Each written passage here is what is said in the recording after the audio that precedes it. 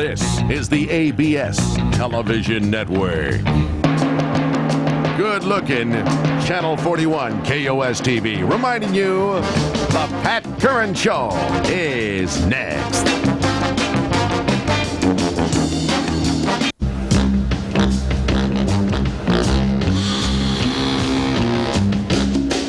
This is a Tom and Jerry production.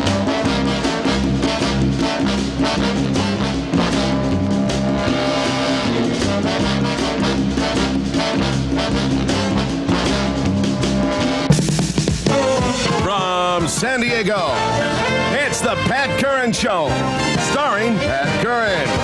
This is Shotgun Tom Kelly along with Dave Shields and the BLT Orchestra, inviting you to join Pat and his guest, Steve Gardella, the Blues Brothers, Mike McGregor, Richard Haretz. And now, ladies and gentlemen, here's Pat Curran.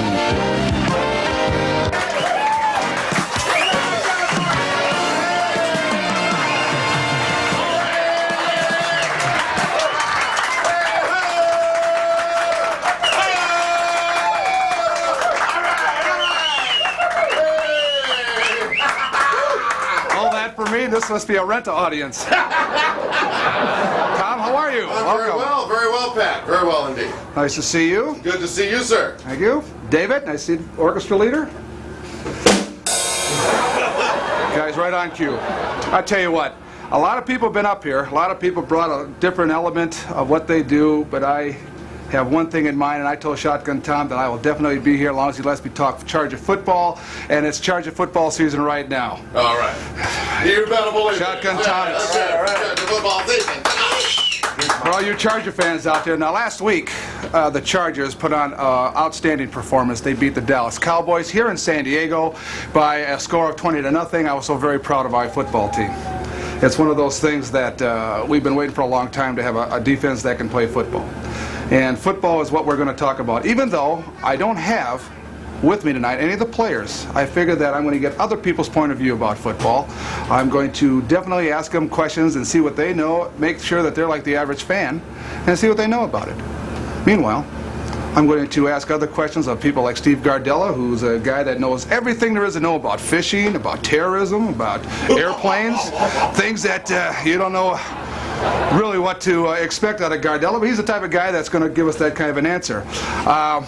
I want to bring up one story. Yeah. Tom, I know that you were a big Charge of Football fan, and I realize that you're a Don Coryell fan. Oh, well, absolutely. I'm Don Coryell's announcer speaking. Well, back when Don Coryell came here, I was still a player, an alleged player. Yes. Okay, a lot of people accused me of retiring way before I announced my retirement, but nonetheless, I was on his football team. Don Coryell came to the San Diego Chargers back in 1978 after the fourth or fifth football game. In other words, we lost a football coach who quit, and the present owner at the time, Eugene Klein, went and hired Don Coryell. And so he shows up on a Monday morning after a Sunday football game, which we lost to the Green Bay Packers back in 1978. Anyhow, he did not know any of us. He knew us by reputation, but he did not know us by what we looked like, by the jersey numbers or anything. Don Coryell, if you know anything about the man, he's a special, special individual. Anyhow, he gets the whole football team together. Now, we're out on the practice field. We're wearing sweats. We're not wearing our regular numbers. We're out there just in helmets. He puts the whole football team together and says, okay, I want this whole football team to run down to the far end of the practice field, run into those trees, and come back. There was a bunch of palm trees at the far end. Right. So naturally, Tell blows the whistle, and everybody takes off and starts to run. And so as we're running, half the team runs around the trees, half the team ran smack into the trees, and all came back. Okay, and when we all got back to me, he says, well, at least I know who the heck my defense is. Those are the guys that ran into the trees.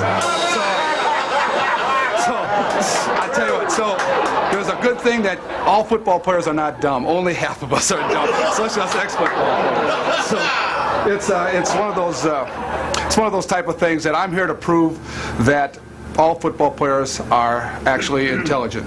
If I still have enough time here, I want to tell you one story. Oh, I love it. Okay. Please do. Now, in the meetings, Don Coryell, who is known for his outstanding offense. He has put together football plays that people can't even think about. Right. People that are smart individual football talents. And he's got different angles in the meeting. He's got end zone shots, he's got sideline cameras, and it shows the opposing team's defense. What it does, it makes us look at this and figure out where the weak spots are on defense. And he's got people like Kellen Winslow, Wes Chandler, Gary Anderson, Little Train, Charlie Joyner, Tim Spencer, of course, Dan Fouts, the master. All these people work together to physically and just totally beat a defense to death. Okay? And now remember, all football players are not dumb. Remember this now. So all this study, night after night, hours and hours of watching film, of exactly how to move this big football chess set, how to get Kellen Winslow single coverage, how to get Wes Chandler down the field open, how to get Joyner open, just goes on, and everybody studies it. Then you go to the other side of the football. All football players are not dumb. The defensive meeting room. You go into there, the defensive meeting room, and here you got the 3 or 4 defensive linemen sitting in chairs, right where they line up during the game. Right. The linebackers in chairs right behind them. The defensive backs sitting in chairs right behind that. So you actually got the 3 down linemen, the linebackers, and the 4 deep, just sitting in chairs. And the coach is up in front of the class, and he says, "All right, players, I want you to think real hard. We got a ball game." Okay. Now I just observed this now watching the defensive meetings and offensive meetings for this last Dallas game. And Ron Lynn, who's the offensive coordinator, who, by the way, is doing an outstanding job, has to relate to these guys. He says, "All right, but gentlemen, defensive line, think real hard. Raise your right hand." Oh my goodness, everybody kind of looks at each other. They raise your right hand. And one guy figures it out and puts his right hand up, and everybody else follows it, and they quickly put their right hand up, and he says, "All right, good job, put your hands down. All right, raise your left hand."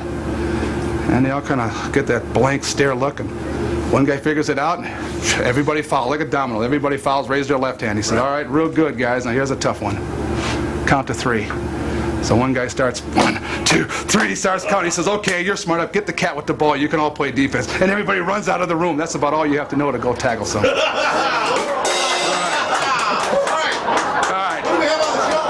Tonight we have a great show for you tonight. I'm telling you, you're going to hear more things than you ever care to hear about. We have with us from Pacific Southwest Airlines, Mr. Steve Gardella. All right, hey, you better believe it. All right. Okay. Not only, now listen, we have live entertainment here from L.A. We've got the Blues Brothers. I'm telling you, these guys look like us. Live. We're talking live on this show. Also, a personal friend of mine, I mean a mystery man, a guy that, he knows a lot of secrets. Yeah. His name is Mike McGregor. I tell you what, he's got a lot of stories, but he's a technical guy, he's a production guy, he's a man that makes the radio show go. One great man. And so, we'll be back with this show right after this.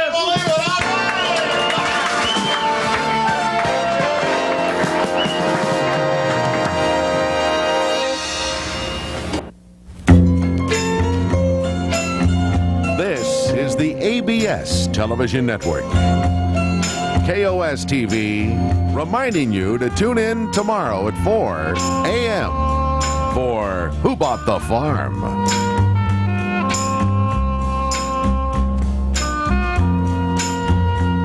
Yes, you've seen it in magazines, you've read it in the newspapers. In fact, perhaps you've even seen the owner's picture. Ralph Williams, the owner of Bayshore Chrysler Plymouth, 345 El Camino Real in the city of San Bruno. You notice the big bald-headed son of a bitch? The man that came to San Francisco to offer them more for the dollar they spend. The man that came to San Francisco to rape each and every citizen in the whole San Francisco Bay Area. You don't believe it? Listen to me. I don't lie. Take a fucking car like this. A 1966 Ford, a Country Squire 9-passenger station wagon. Don't worry about the equipment. Imagine all the fun you can have in the back. And while you're doing it, imagine all the money that bald-headed prick Ralph Williams is going to be making on the car he's trying to fuck you out of. Yes, the man that'll take every dime out of the San Francisco Bay Area and spend it on prostitutes, booze, and of course crap tables in the city of Las Vegas. I'm sure you've heard about it. So remember this. If you'd like to get fucked and hooked real hard before you buy a car, come down here. Let Ralph Williams do it. Why not? Why not somebody else? Remember, our address is 345 El Camino Real in the city of San Bruno. But if you come from Marin County, East Bay Area, or San Jose, your money spends just as well as anybody else's. And when this bald-headed son of a bitch gets hold of you, you will spend money. Talking about payments, 5 years payments of $100 a month. You can't get even. So shop before you buy. Bayshore Chrysler Plymouth. This is the ABS Television Network. Good-looking Channel 41. Reminding you to tune in to Jerry Klein as he teaches you how to alter your own clothing. Tomorrow at 5:30.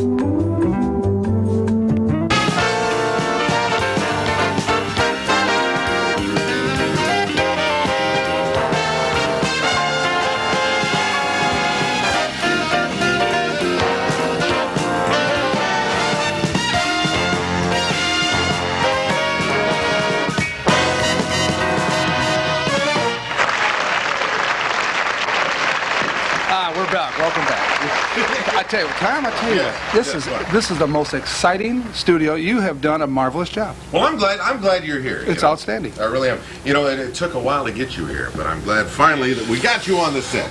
Well, of all the years I've known you, and a couple times you and I have been on a couple of gigs together, a couple speaking engagements. People call. I remember you back when you used to start your show by going. Still. Well, for a while there, I haven't heard that on there. Oh, no, you always hear that. Yeah. Well, I love it. Yeah. Why do they call you Shotgun, or where did you get the nickname? Well, you realize maybe you don't realize, but when I was a child, I never liked to ride in the back seat.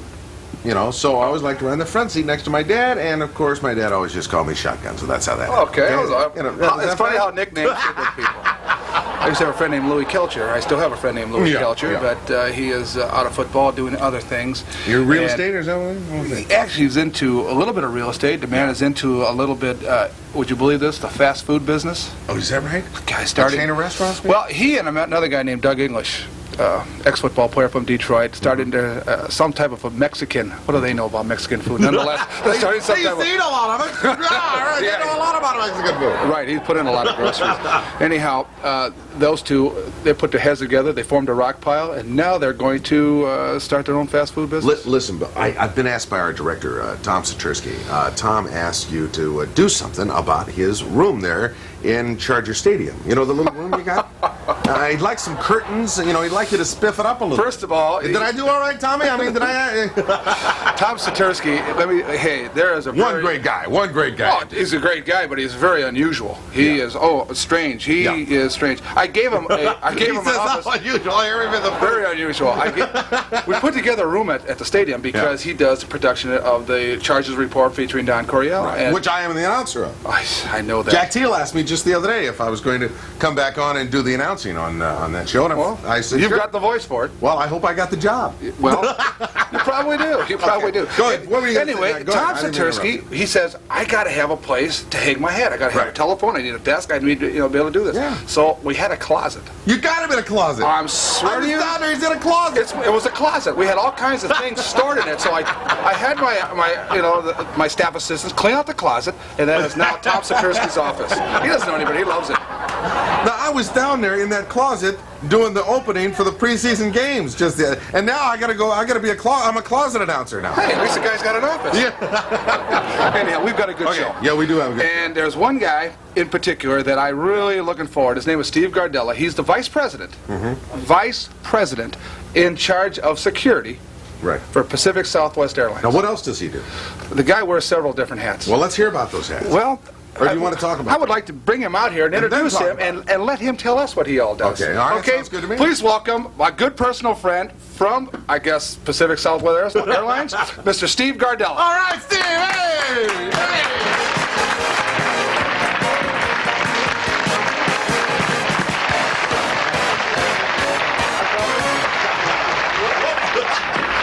Enjoy your trip. I'll see you next fall. Thank you very much. Mr. Gardella, welcome. Hi, thank you, Patrick. You don't know what kind of a thrill and honor this is to have the Godfather above Godfathers. Now, I did see the movie Godfather, and you look a lot like... I wish I was him. I really wish that, Pat. You come from the Italian background. Yes, but then when I came through Chicago, where I grew up, The thing that interfered with my career as being a godfather was getting in the service during World War II. So Wait a minute now. What branch of service were you in, Steve? there's only one. There is only one. Yes. Marine Corps? That's right, the Marine Corps. Why not? Why not? I retired as a master sergeant from the Marine Corps. Were you, by any chance, a drill instructor? Well, from 1949 to 1951, I was the best DI in San Diego. 1949. Right. Do you realize I was just a couple years old at that time? I just returned from China then, Pat. I spent 3 years in China with naval intelligence, and Was that right? that's right. And it was a tremendous career being in China those days. Well, I'll tell you what. Before we get to more of your life, more about what I really want to get into your brain about, we have to go to a commercial. We'll be back with more of Steve Gardella and this show right after this message.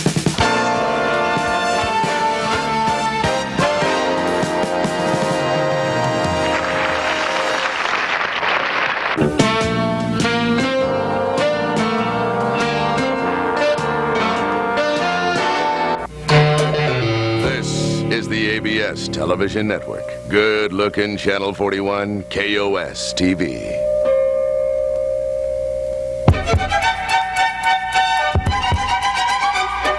We at Heller Ford Suzuki want to thank you for making us #1 and growing. So we're having a sale with over 50 Tauruses to choose from, 60 Tempos, 120 Escorts, and over 300 trucks and vans. But that's not all. We have over 40 T-Birds at $99 over factory invoice. That's right, $99 over factory invoice. Rebates up to $600 or 6.9% financing. Heller Ford Suzuki. Take I-15 to Valley Parkway West in the Escondido Auto Park.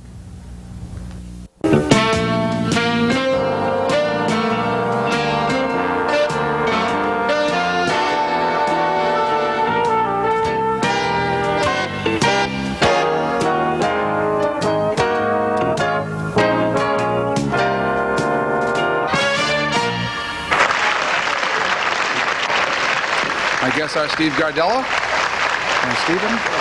There's so many things I want to start asking you, but the number one thing is, where I start is, you working in the security end of the PSA Airlines. Now, I know for a fact that there's problems across the country. I read the papers, I hear news broadcasts, I hear there's terrorists going on in Beirut. I realize there's all kinds of hostage problems going on. You, so closely involved with the airlines, being in charge of security, what are the safety precautions people can take? What are we in for? I mean, is it getting out of hand? No, it's not getting out of hand, Pat. Right now, there's no known threat in the United States as of this moment. We in the airline industry, in the security side, are in constant contact with what they call the ATA. That's the Air Transport Association.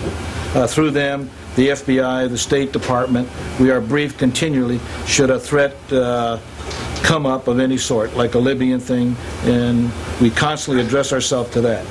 The other thing that is really satisfying in the airline security field, which gives the passengers safe conduct in our domestic system, is that I just returned from the FBI Academy training on hostage release and recovery. And we know now the sophisticated systems that we have for our resources in the event anything should happen. Hostage release? Hostage recovery, really. HRT, they call it. Hostage recovery team. What do? Go in there blasting? I mean, that doesn't seem to be the answer. Well, it's part of the answer, Pat. It's so sophisticated, I'm not even at liberty to tell you what's all entailed in HRT. That is run by the FBI. They have it back in Washington, D.C. area. And they could be here, I would say, in an hour and a half if we really needed them in the situation. How bad is it hurting the airplane industry? I mean, people got to be concerned.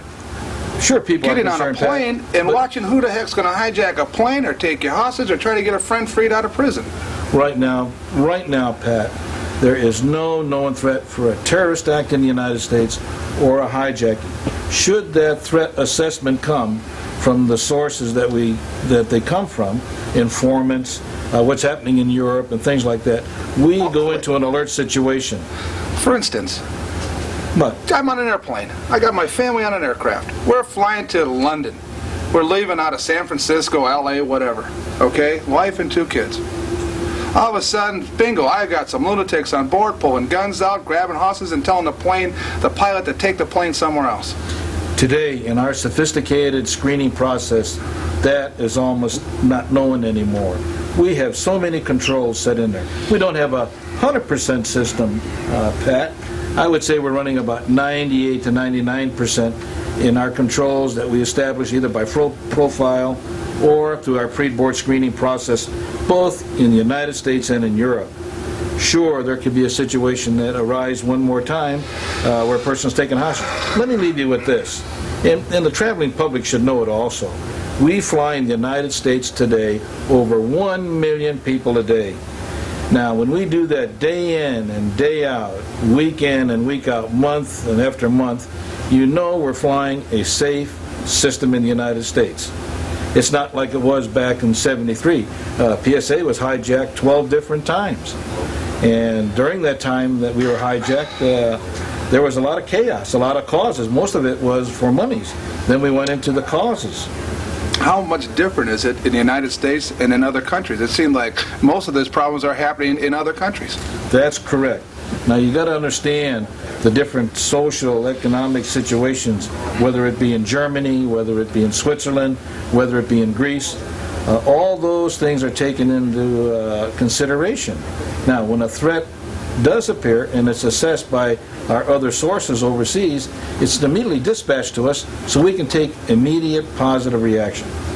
Okay, that's reassuring. That's reassuring as heck. We, in our system today, like I mentioned, and I don't want to repeat myself, we fly 1 million people a day. And there are a lot of things we can't tell the traveling public, how we control the pre-board screening process, the profiles, and what other controls we have set. You got regular classes? I mean, you and everybody who is in your field on other airlines are all schooled? Definitely. We are going into a new training process which they call the Ground Security Coordinator. Now that's going to be implemented by almost all the United States air carriers, I would say by September. And that's another control factor that we have in it to make sure our passengers are flying in a safe atmosphere. How serious is this? I mean, you're talking training? I'm talking training. How serious is this training? This training is very serious. As far as PSA is concerned and many other carriers, we see that training is carried out to the requirement that is set down by the government. You personally been involved in any of the hijacking? I mean, I would imagine you've been on the job more than... Well, I've been with PSA 20 years. Like I told you previously, I've been in charge of 12 different hijackings. Out of that 12, there were 2 real specific ones that I got involved in. One was in '73 where the aircraft left Sacramento with 2, I would use the word Bolsheviks on it, that were going to take the aircraft and seized it, which they did. I was the architect in making the plans and participated in the killing of the 2. And then we had another hijacking right behind it where I went into the aircraft and tackled the hijacker and brought him out. I have no mercy for people that want to, abuse other people in any way, shape, or form outside of the football field. That's the only way I like to see people abused, especially the Raiders. You can hijack that point of view. Pat, after the serious one we had in '73, and we were able to go back and reassess our hijacking where we had taken those 2 people, we had evidence that they were going to dive that aircraft into the ground. They had their own parachutes. They had many other things that they were going to do by bailing out the aircraft and letting it go down. So when we negotiated on the ground and did what we had to do, we were applauded by many people in many countries. Tell you what, that's a serious, in my opinion, a very serious subject. Another subject. What? You, Mr. Fisherman, a month or 2 ago, I believe, you caught a record fish in Kona, Hawaii. That's correct. My son and I, we entered what they call the Kona Gold Marlin Tournament. And as the tournament went into effect the first day, within a half hour I got hooked up to a fish that I thought it was shamu. The end of it is we won the tournament. What was it? Won $30,000. You did? And wait a minute. You caught the first fish. What size? It was 821.5 pounds. What? Marlin. It was a black marlin. And that fish stood up throughout the whole tournament. 821.5 pounds. That's correct. A little heavier than you. Just a little bit. Almost as heavy as you are. But anyway, Pat. Cute, Gardella, right. cute. The fish attacked the boat and everything else, but we brought it in within all the rules. It was discouraging to a lot of other fishermen. There were 155 boats in the tournament, and it was I think the 8th tournament. It was the biggest marlin ever caught in the Coneville tournament. I do it's not believe the biggest marlin ever caught. Okay, now see, I remember you were big time because I watched you on the news. They filmed the whole thing. They filmed the whole thing. So there was you were on your own. You could not make a mistake, because if I made a mistake, I would have been challenged by everybody in that tournament. However, since we got hooked up so fast, they sent the press boat out to film it. They didn't know I was hurting inside, so when I turned to the camera and smiled, they didn't know that was the pain. Oh, Stephen. But anyway, What a thrill. that's the 3rd tournament my son and I had won. That's a thrill. That is. It's really a thrill. Anybody that fishes marlin. Is this pleasure, or is this a business with you, or is that pleasure. your getaway? Or? No, this is my getaway, Pat. If it wasn't during football season, I'd like to have you out there to catch a marlin. But evidently, the seasons are always at the same time. Boy, football season. What do you think of our Chargers now? You were at the first game. You're in charge of the security at the stadium. You are Mr. Security Guy with your G&D Enterprises. Chargers look awesome to you. Well, the Chargers this year, and I've seen them for many, many years, I will say that they have more strength. They were more on time than I've ever seen a team in a preseason game. And I think if they keep up their timing and their morale that I've seen on that field, they're not going to be beat this year. Look good, didn't they? Better than look good. I'd use the word outstanding. I really would use the word outstanding for a preseason game. You could canvass the entire crowd, Pat, in that stadium, and all you heard was good vibes from first minute to the very end, when they blew that whistle. Yeah, all right. And I think that the Charger management, you add a lot to that, Pat. Well, and everybody knows that. Well, yeah, everybody does add a lot to that. I tell you A what, lot of advice. I like to call that during the tough years. Now it seems like all the gravy with the Kellen Winslows of the world. But I tell you what, tight end has been changed around, in so many positions have been revamped. But our defense, I think the changing of the rules, which really helps an offensive football team throw the football. The defense has many, many more restrictions made against it. And this defense has never really gelled since, I would say, 1982. Been really faltering up to this point. We got a lot of high hopes. Not only high hopes, Pat, but you know yourself. I mean, many of the players have talked to you and said to you, and they respect you so much that I think your contribution to the team is even more than outstanding, but I can't think of that word right at the moment. More than outstanding? More than outstanding. Is that what you call better than good? I'd maybe come up with the word superb. But I think the Chargers are really on their way. Well, and if I was Alex Spanos, I'd give you a raise. I think Stephen, I know you got to run. I'd like to thank you for being our guest and taking the time out to be here. Yeah, good luck with your fishing and good luck with your terrorists. Yeah. I hope that the skies are clear. Thank you, Stephen. Okay, thank you.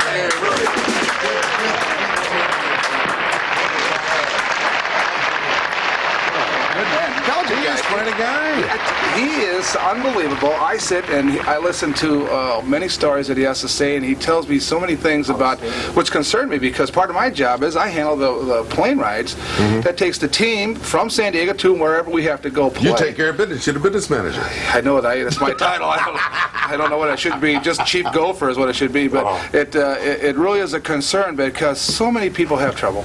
Yeah. And you'd like to really kind of relax, feel assured that the skies are safe. Hey, you're doing this. You fit right in here.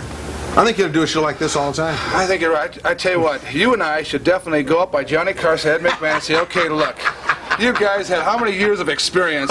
And we may take Jerry Klein along with us because I know he's got a connection. Hey, you got to tell who Jerry Klein is. He's got a tuxedo place. Well, Jerry Klein is a close personal friend of mine, yours, everybody, and about everybody who ever does it. Mr. Tradeout is what it is.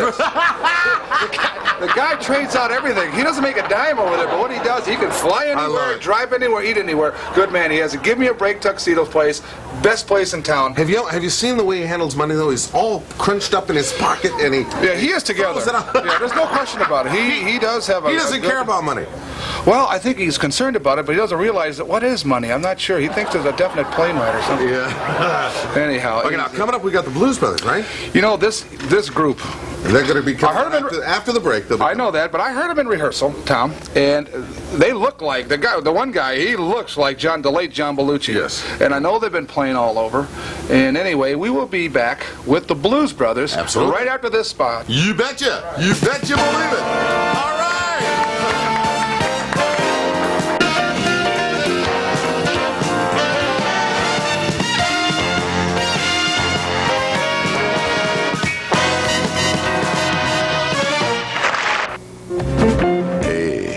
This is the ABS television network. Good looking. Channel 41. KOS TV.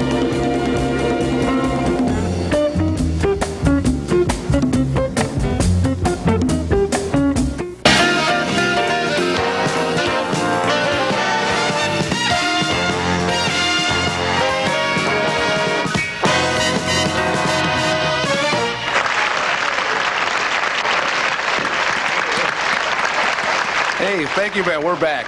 You know, you people at home can't really appreciate, but we have a young man named Dave Hogan who's just outstanding during commercial breaks. This guy can play the drums better than anybody. But I'll tell you what. All right, hey. Now, so you people at home can understand and really feel like part of this program, so you don't miss on all the music, let me just introduce. These guys are called the L.A. Blues Brothers. It's a guy named Tony. Blues Brothers? No, not Booze. L.A. Blues Brothers. A guy named Tony Staccato, Roger Stelmach, the L.A. Blues Brothers. These guys appeared at the Comedy Store, the Improv in L.A., the Second City in Chicago. Please welcome the L.A. Blues Brothers.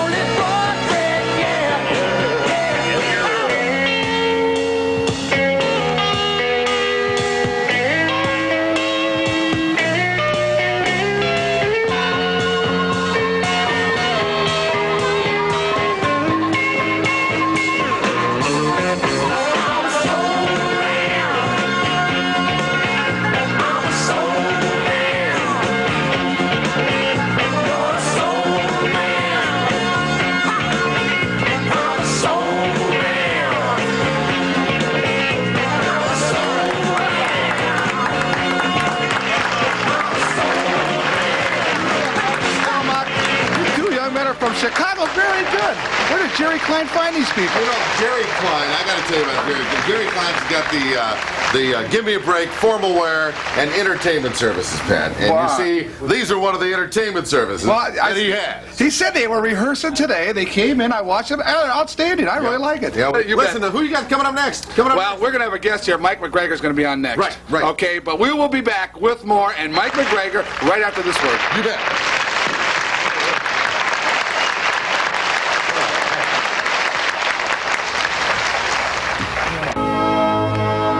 Channel 41, KOS TV reminds you to worship at your synagogue or church this weekend.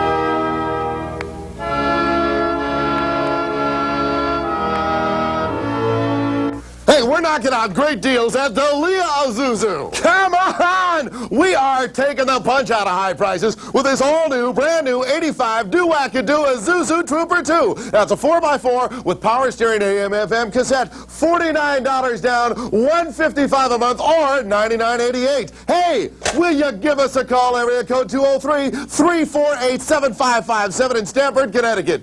Please. This is the ABS Television Network.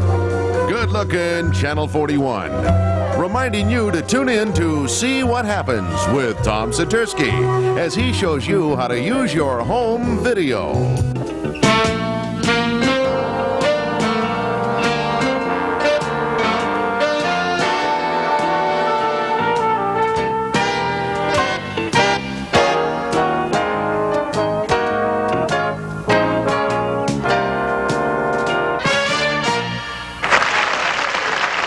And we're back.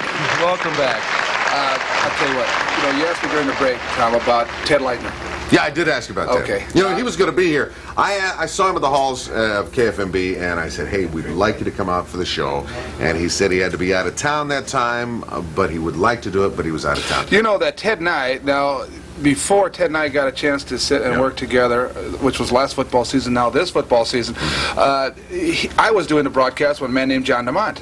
Oh, yeah. Okay. Yeah. Now, while John DeMont and I were doing the broadcast, we were taking a lot of criticism by people and Ted Leitner. He took a couple shots. Yeah. And so while he was taking shots at us, I was taking shots back at him because I was doing Charger Talk at the time, okay? Right. And so... Was that with Ron Rena? Or yeah, Ron and I were doing that. And so we got this thing going back and forth. Even though he and I never really talked to each other, we were talking about each other. And I was on the radio during Charger broadcast talking, and then he had his Padre deal going on. So naturally, he had a lot of people thinking his way, and Ted's really a delight, by the way. He's really quite an individual. But he works too hard, though.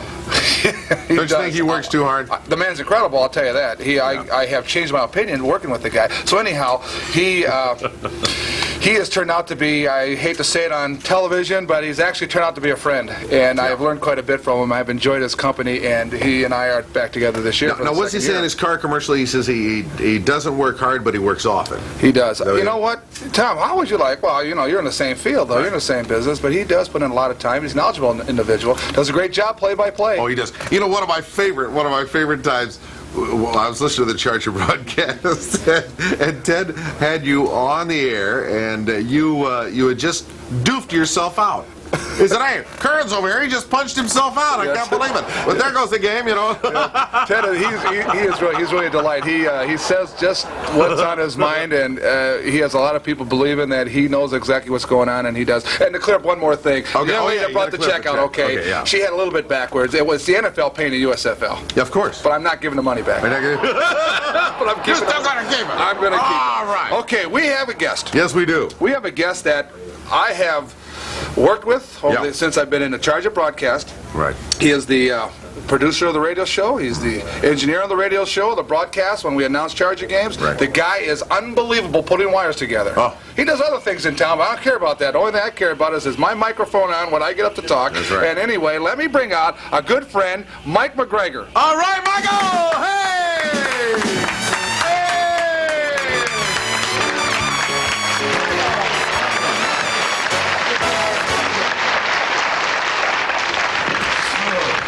Okay, Michael. What you said about Ted. Is it? But one time when he was, remember the time that I think it was last year when something happened during a game, and all of a sudden you stood up and went, and Ted says, "Oh my gosh, he's pulled a groin muscle." Yeah, I know. Live on the air. Well, you know what happened? You know what's wrong though, Michael? Yeah. While I'm doing the broadcast, I am not your average sports announcer. I've been on the job training, and I'm an ex-football player. I played football for the Chargers.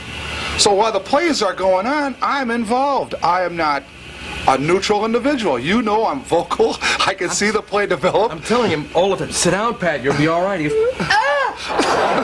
Yeah, Ted, he's got the quick wit. He does. He makes a lot of things fun. I remember the first time that you went on the air in the Charger broadcast. Pat used to... Well, no, wait a minute. Now, hold it. Wait. What do you mean? No, I'm not going to... Wait, hold. What are you going to say? John DeMott, Tom Kelly were doing the broadcast. This is about 7 years ago. Okay. And Pat used to do the spotting for us.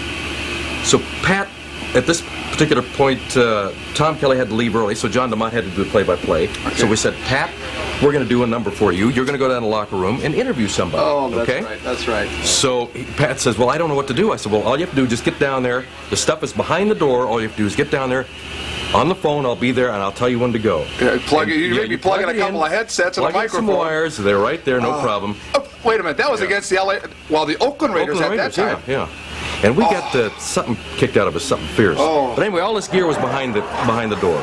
Oh. So Pat goes down the 2-minute warning, and he's in the locker room. And I turn up the microphone down there, and I hear Coryell screaming after the game. How unusual. Yeah, I mean, he's screaming like a scalded ape. And things are going real bad at the time. And so DeMott, he's listening down there, and I'm listening. He says, where's Pat? I says, Pat's in there. I said, Pat, are you ready to go? He says, I don't know what to say. There's nobody here. Nobody wants to talk. I said, Pat, just say something. He says, I'm behind the door. I says, I don't care. Just say something. And that's how he got his baptism of fire. Oh. He did start talking. In fact, he interviewed himself for about 2 minutes. No kidding. He was great. But I made so many mistakes. I tell you what, it was. You take a lot of. I did as a football player, as an athlete. I would criticize the media for what they wrote or what they said about the performances of my teammates, myself, and I didn't like that. I took offense to that. And when you watch football games or watch any sport and you listen to the announcers and they're describing what's going on, now these guys, most of the people are trained professionally to do that. Michael, you were trained professionally. You are. Actually, didn't your start come from the broadcast field? Because I remember all the commercials. It was your voice that I think Tijuana came on and says, "Don't drink and drive," and all of a sudden it was Mike McGregor doing the voiceover. I was drinking and driving at the time. That's why they made me do that. Yeah. Yeah, you were doing some Oldsmobile commercials. I remember that with a friend of yours, Mr. Tipton. Yeah. Anyway, so you were professionally trained. Well, as an athlete, I thought all I had to do was watch it. I can do that. Sure. I mean, I can act. I can do all that stuff. I can see it. I can do it because I'm a special breed of guy, right? So I thought. And then you guys stuck me down there after a Charger loss to the Raiders. Coryell is absolutely wild, and I got to stick a microphone in a guy's face saying, "Hey, what did you think of the game?" That is a frightening experience. I know. When you kept saying nobody wants to talk to me, I knew we were in trouble. Well, what I did was I started grabbing rookies because I have they're not real with it yet. They don't know what to say. You got the ball boy too when he went by. Actually, I did get a coach. I did get football players, and there was, I think, the kicker. When in doubt, I learned one thing. When your team has just played a lousy football game, I mean, we're talking horrible, terrible. The only guy to get is the punter the kicker. Right. Yeah, usually one of the only two guys that really haven't done anything real bad during a ball game. For the most part, yeah, that's true. Okay. And they'll usually talk to you. Well, they're so happy to talk to anybody. They're happy just to get up and move around a little bit. Kickers are sweat. Mike, as you know and I know, we talked about it, mate. Kickers are considered in the league as non-athletes. Right. Okay. Right. Now, remember Tommy Prothero? Yeah. Former head coach before Don Coryell of the Chargers. He would have team votes. Team would have to vote on what day to have off, what to do, this, that, and the other thing. The team would get the vote. He would excuse the kickers from the room and would not even allow to have them in on the conversation, the discussion, or the vote. He considered them non-athletes. The head coach did. Okay, Prothero was a real unique individual. And you still believe that?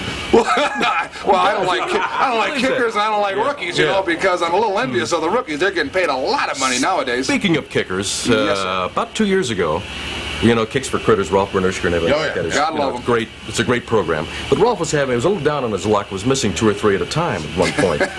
So we were on the air, and then Rolf missed a chip shot of about 25 yards.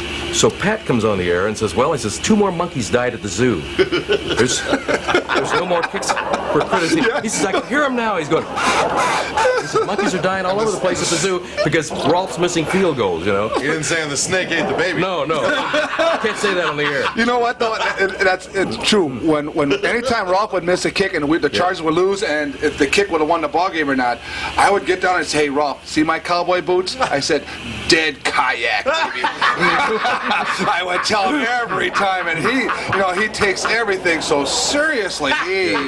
What a great individual, man, though. Yeah. Great individual. Mike, I alluded to it before. You got your start in broadcasting. Right. Out of Stockton? Actually, it was from Hanford to Stockton. That's than the home San of Jose. Alex Spanos. I know. Hey, Well, that's my hometown. I used to Stockton, listen to you California. on when I was in high school. Sure. I used to listen to you on KDEO. I'm old, Tom. You're very you're old. elderly. Yes. You know, Tom Satursky, the guy who's in charge of the whole production of the Coryell, the Charger Report, all that here TV tonight. production. I know he's back there in the tonight other room. pulling his hair out. I know. He says, ask Mike one quick thing. I said, what is it, Tom? Ask him, does his hair ever get out of place when he gets up in the morning, or does he just put it on in the morning? Your hair is perfect. I've never seen your hair any other different. It looks good, doesn't it? It looks better than good. It looks Huh? perfect. What do you think, Tom? I think it's You need some, don't you? I do I'll need give you some. some. I'll Oh, my give you a transparent. Hey, Oh, I don't know. Hey, No.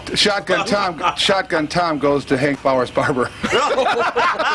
You can Just tell. about ready to go. Yeah. You can We tell. called Pat for the last 2 or 3 years Giggles, okay?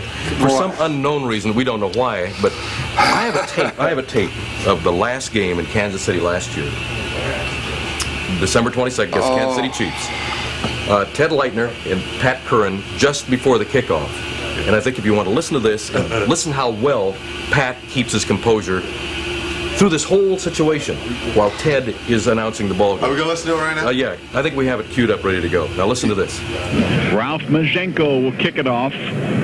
Garcia Lane, one kick returner for Kansas City, and one of my favorite names of all time, George Shorthose. That's his name. Hey, I don't make him up. I just checked the numbers. The guy's name is George Shorthose. So if you think you're having a bad day or a bad life, it could be worse. Your name could be George Shorthose.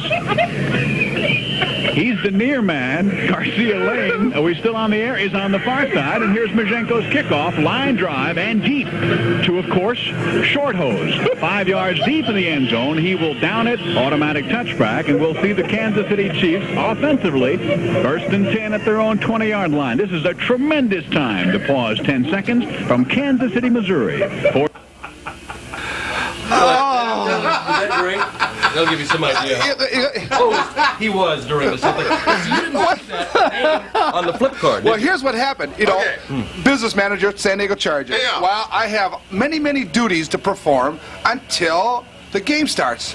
I'm putting all kinds of little fires out until game. I'm handling away game tickets. I'm handling all the press box people. I'm working with Rick Smith and getting that part of it done. I've got to make sure that the visiting owners, our owners, who's got to go to their booth, get it right. I got to make sure all the players make it to the locker room. I got to make sure everything we ordered is on the sidelines. I got to make sure that I ordered food that is in the locker room for the players for after. So there's a lot of little things I have to do. So by the time I get there, a lot of times I don't get a chance to read through the names, which it's a must. You have to, so you can pronounce the names on here. I never got a chance to read through it. I never went through and read George Shorthose. And Ted gave me that name, and I thought he was kidding. I thought he was making something up. And I had so many things in that particular moment, and down I went. I lost control of it, and I tried to turn the mic up, because we have a cough. Well, we have a cough button, right? Well, so he gets up and he looks at me like, "What in the world is wrong with Curran?" And Leitner said, "Somebody water this guy down." He's lost control. It was really an embarrassing moment. I just lost control. Of course, Ted kind of fed him a little bit. Oh, too. yeah. That was good. That was a good time. It was fun. Question I got to ask you. Okay. Chargers several years ago were a hot item, winning football games, got into the playoffs, won probably the greatest football game, double overtime, Miami. The following week, we're in the playoffs now. Football team goes from about 100 degrees, humidity 100 and something in Miami. 7 days later, the San Diego Chargers are playing a football game in beautiful downtown Cincinnati, 59 below zero. You and I, Ron Rena, Right. We did the pregame. John DeMont, Tom Right. Kelly, Right. I believe, Yeah. all of us are there. Right. You are plugging and pushing wires. You Yeah. are the production engineer. You're the hot shot to make sure the thing goes on the air, right? I'm doing Charger talk before the game. I'm sitting there with Ron Rena. He turned blue. I mean, I thought the man froze to death. He was dying, right? Yeah. And I just started pouring coffee over him. He finally thought out. I just thought, well, if he passes out, I'll just do the show. What the heck? Really, it was scary. You ended up suffering. Yeah. Your feet, frostbite. Yeah. The guy shows up. Now this guy, 59 below zero. The guy shows up. He's got normal shoes on. I had cowboy boots on. Yeah. You don't wear leather in Socks, winter. You know what I'm talking about? That's from California. My feet were going to sleep, and I thought, well, just my boots are too tight, And then after about the fourth quarter, I couldn't feel my feet at all. Well, Then I start vegging out. I remember that trip because I have to go set up for the in-locker room interviews Right. and help get John DeMont in that time in the locker room. So I had to leave the booth with like 2-3 minutes to go in the game. Right. So I leave my wife in the booth with you and Right. Kelly to finish the game. Yeah. And so now, because she got to go on that road trip, wasn't that nice of me? I took her to a 59 below Beautiful zero. there. Fantastic. I could have taken her a week before to Miami, but no.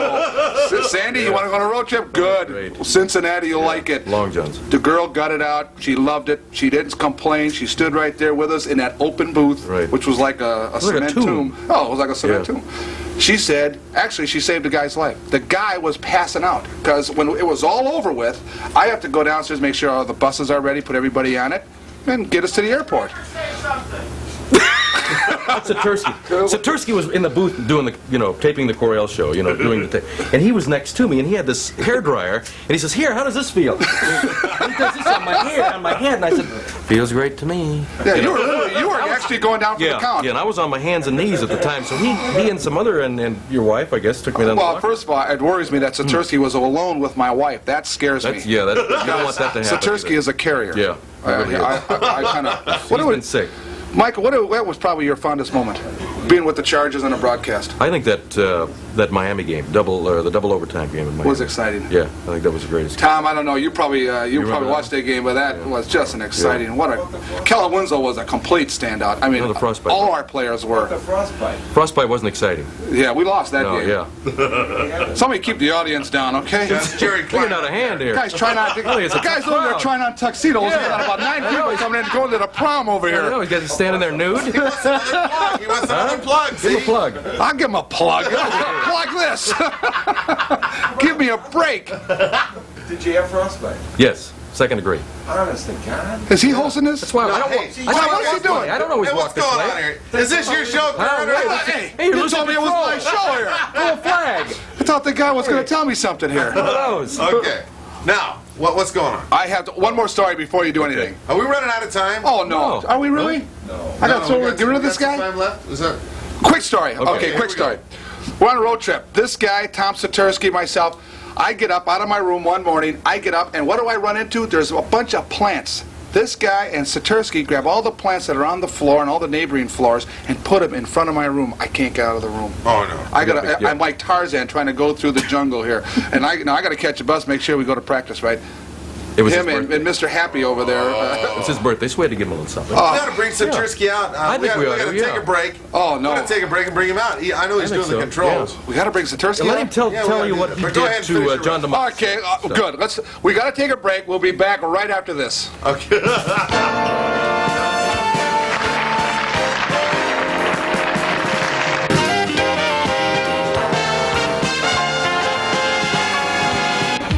This is Good Looking 41, KOS TV, the ABS television network.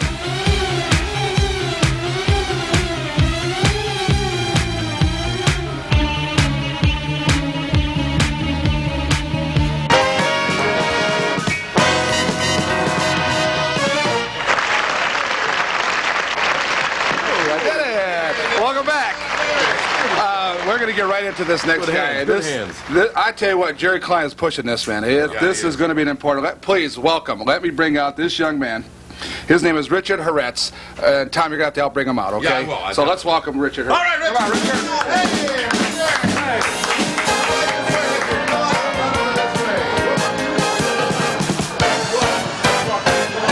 There's a step right here, and a step right here. Have a seat.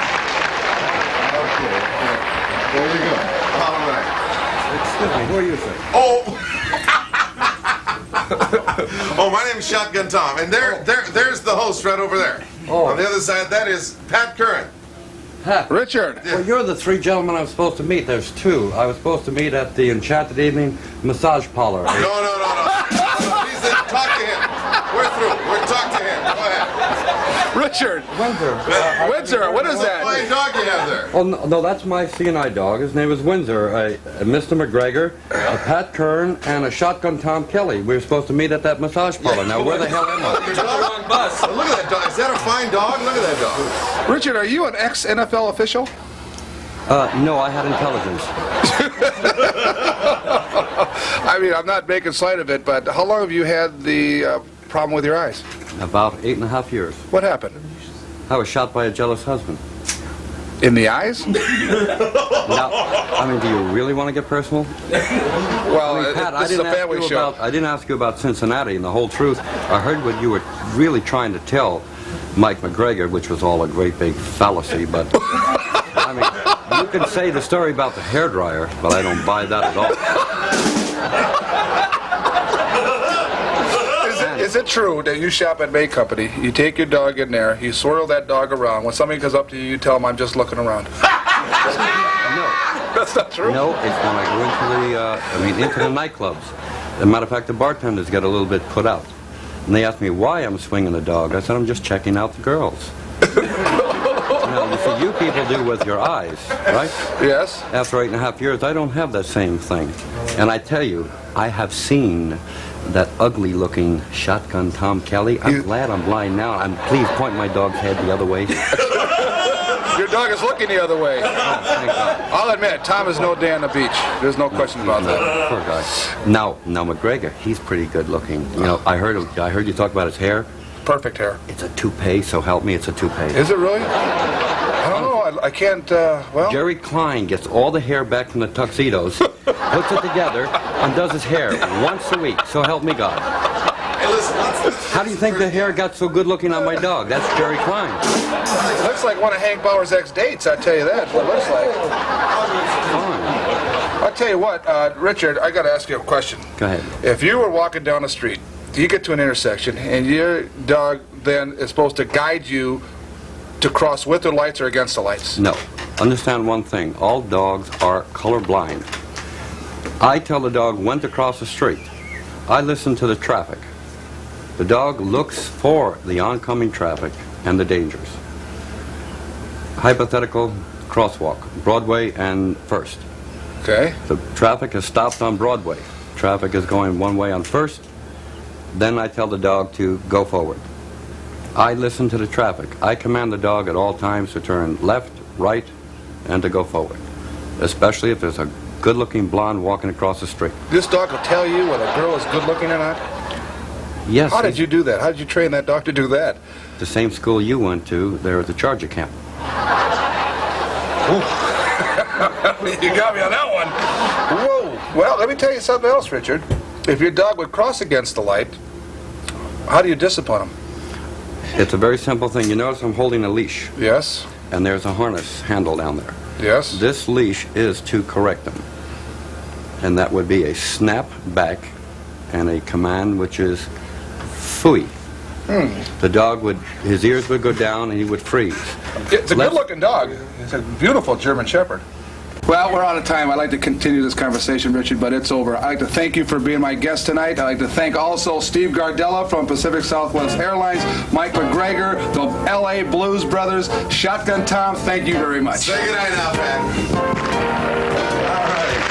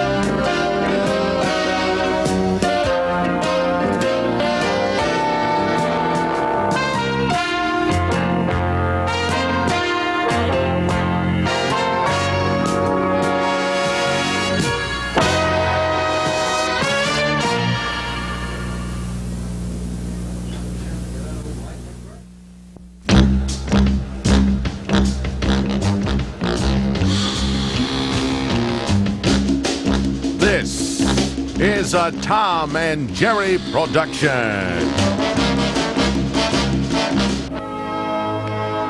Channel 41, KOS TV reminds you to worship at your synagogue or church. this weekend.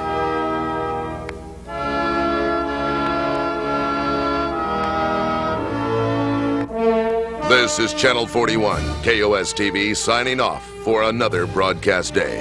Thank you for watching Good Lookin' 41.